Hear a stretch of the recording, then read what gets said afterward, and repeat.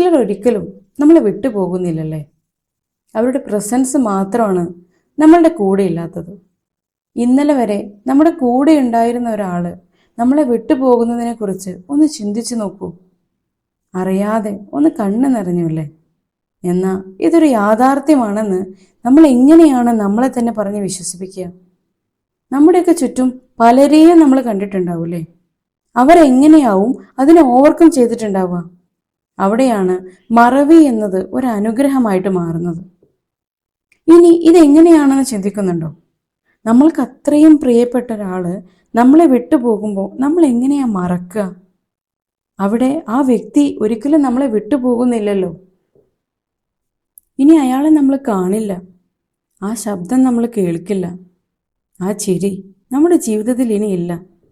ഈ സത്യങ്ങൾ നമ്മുടെ മനസ്സിനെ തകർക്കും. പക്ഷെ ഒരു ചോദ്യം, ഇത്ര വലിയ വേദനകൾ നമ്മൾ അനുഭവിച്ചിട്ടും എങ്ങനെയാണ് മനുഷ്യർ വീണ്ടും ചിരിക്കുന്നത്, വീണ്ടും ജീവിക്കുന്നത്, വീണ്ടും സ്വപ്നം കാണുന്നത്? നമ്മുടെയൊക്കെ ജീവിതം മുന്നോട്ട് പോകാൻ ദൈവം ചില സമയത്ത് ആ ഓർമ്മകളെ നമ്മുടെ മനസ്സിൽ തന്നെ മറച്ചു വെക്കും. അതുകൊണ്ടാണ് നമ്മൾ മനുഷ്യന്മാര് എത്ര വേദനയുണ്ടായാലും അതിൽ നിന്നൊക്കെ ഓവർകം ചെയ്തിട്ട് ലൈഫിനെ മുന്നോട്ട് കൊണ്ടുപോകുന്നത്. നമുക്ക് ചുറ്റുമുള്ള ചില ആളുകളെ കണ്ടിട്ടില്ലേ? ഭർത്താവിനെ നഷ്ടപ്പെട്ടവർ, മക്കളെ നഷ്ടപ്പെട്ട മാതാപിതാക്കൾ, മാതാപിതാക്കളെ നഷ്ടപ്പെട്ട മക്കൾ. ആ ദിവസം അവർ കരയുന്നത് കണ്ടപ്പോൾ നമ്മുടെയൊക്കെ നെഞ്ച് പൊട്ടിയിട്ടുണ്ടാവില്ലേ? അപ്പോൾ നമ്മൾ ചിന്തിച്ചിട്ടില്ലേ, ഇവരിനി എങ്ങനെ ജീവിക്കുക എന്ന്?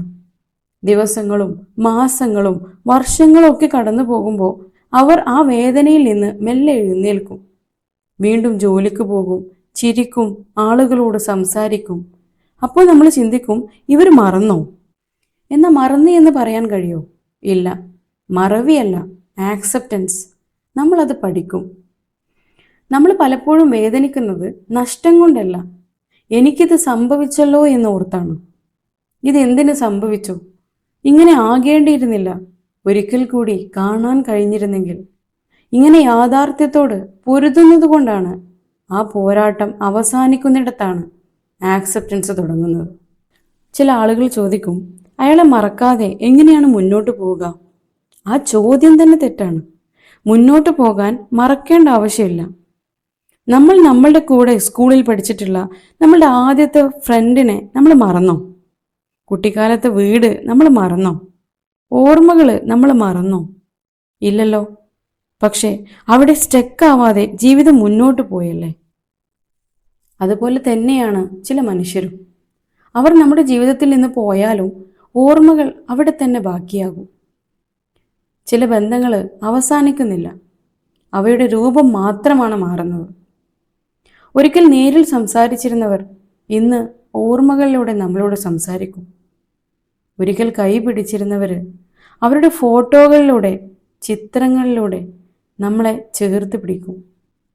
അവരുടെ പ്രസൻസ് ഇല്ല എന്നുണ്ടെങ്കിലും നമ്മളുടെയൊക്കെ ഉള്ളിൽ അവരെന്നും ഉണ്ടാകും. ചിലർ അവരുടെ പ്രിയപ്പെട്ടവരുടെ ഓർമ്മകളെ ജീവിതത്തിൻ്റെ ശക്തിയാക്കും. അവർക്കിഷ്ടപ്പെട്ട കാര്യങ്ങൾ ചെയ്യും, അവരുടെ സ്വപ്നങ്ങൾ പൂർത്തിയാക്കും, അവരെ ഓർത്ത് പ്രാർത്ഥിക്കും. അങ്ങനെ ആ ബന്ധം പുതിയൊരു അർത്ഥം കണ്ടെത്തും.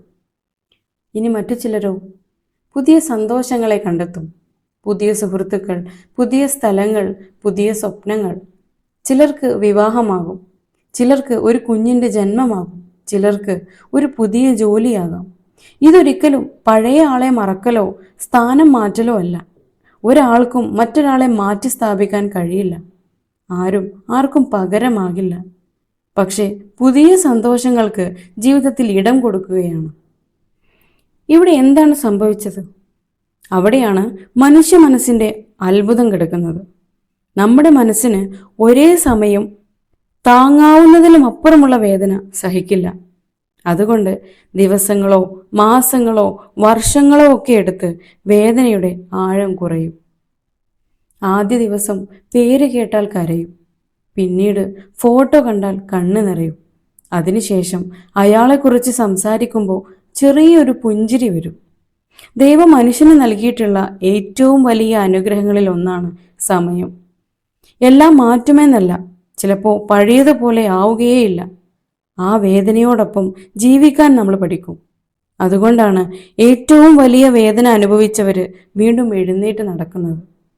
ഈ വീഡിയോയുടെ ഏത് ഭാഗമാണ് നിങ്ങളുടെ മനസ്സിനെ ഏറ്റവും കൂടുതൽ സ്പർശിച്ചത് എന്ന് കമൻറ്റിലൂടെ എന്നെ അറിയിക്കൂ.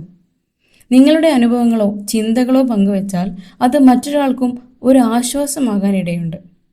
ഇത്തരം മനസ്സിനെ തൊടുന്ന കണ്ടന്റുകൾ നിങ്ങൾക്ക് ഇഷ്ടമാണെങ്കിൽ ഈ ചാനൽ ഇതുവരെ സബ്സ്ക്രൈബ് ചെയ്തിട്ടില്ലെങ്കിൽ ഇപ്പോൾ തന്നെ സബ്സ്ക്രൈബ് ചെയ്യൂ. നിങ്ങളുടെ ഓരോ സബ്സ്ക്രിപ്ഷനും ഈ യാത്ര തുടരാനുള്ള എൻ്റെ വലിയൊരു പ്രചോദനമാണ്. അടുത്തൊരു നല്ല ചിന്തയുമായി വീണ്ടും കാണാം. ബൈ.